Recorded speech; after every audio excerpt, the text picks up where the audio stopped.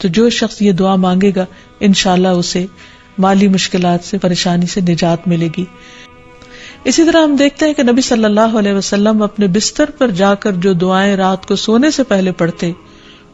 ان میں بھی جو ایک دعا ہے اس میں بھی خصوصی طور پر آپ قرض اور فقر سے پناہ مانگتے ہیں۔ ابو ہریرہ روایت کرتے ہیں کہ رسول اللہ صلی اللہ علیہ وسلم جب بستر پر تشریف لاتے تو کہا کرتے تھے، اللہم رب السماوات والارض ورب کل شیء فالق الحب والنوى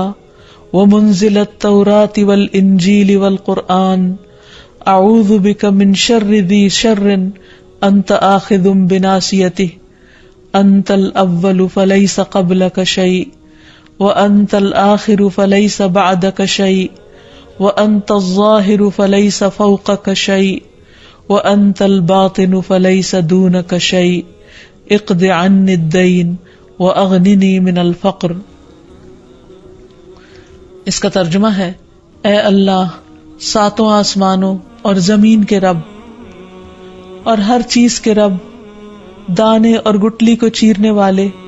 تورات اور انجیل اور قرآن نازل کرنے والے، میں تجھ سے ہر اس چیز کے شر سے پناہ مانگتا ہوں جسے تو اس کی پیشانی کے بالوں سے پکڑنے والا ہے۔ تو سب سے پہلے ہے،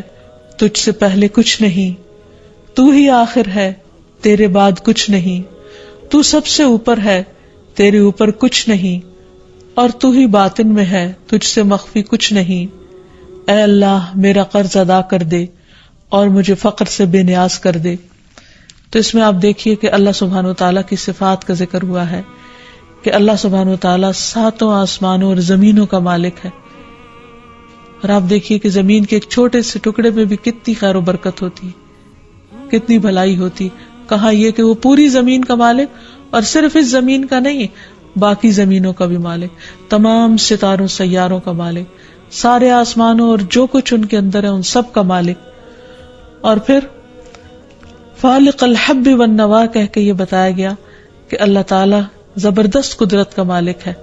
وہ زمین کے اندھیروں میں بیج اور گٹلی کو پھاڑتا ہے اور اس سے بہترین پودے نکالتا ہے جس میں انسان کے رزق کا سامان ہے۔ پھر زمین سے بھی کچھ رزق نکلتا ہے اور آسمان سے بھی اترتا ہے۔ پھر تورات، انجیل اور قرآن روحانی رزق ہیں، ان کا ذکر کیا گیا۔ ان تمام چیزوں کا ذکر کر کے اللہ تعالیٰ کی صفات بیان کر کے پھر ہر چیز کے شر سے پناہ مانگی گئی جس کا کنٹرول اللہ کے ہاتھ میں ہے۔ اور پھر اللہ تعالیٰ کے کچھ ناموں اور صفات کا ذکر کیا گیا کہ اے اللہ تو سب سے اول ہے اور تو ہی سب سے آخر ہے، نہ کوئی تجھ سے پہلے ہے اور نہ کوئی تجھ سے بعد، یعنی سب چیزیں تیرے ہی کنٹرول میں ہیں، تو ہی ہر ایک کا مالک ہے اور تیرے اوپر کوئی بھی نہیں ہے، اور تو ہی ظاہر ہے اور تو ہی باطن ہے، اور تجھ سے کچھ بھی چھپا ہوا نہیں۔ اور یہ ساری صفات ذکر کر کے آخر میں کیا فرمایا کہ تو میرا قرض ادا کر دے اور جو مجھے فقر سے بے نیاز کر دے۔ تو جو شخص یہ دعا مانگے گا انشاءاللہ اسے مالی مشکلات سے، پریشانی سے نجات ملے گی۔